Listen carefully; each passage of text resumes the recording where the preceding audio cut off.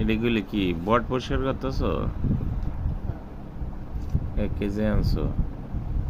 কত কষ্ট, খাইতে তো মজাই, অনেক মজা। মোটাটা বট পরিষ্কার হয়ে গেছে গা? তারপর তো অনেক টাইম লাগছে তোমার বটটা পরিষ্কার করার জন্য। 1 কেজি বট। হুম, এই মোটাটা এটা খাইতে তো অনেক মজা, সেই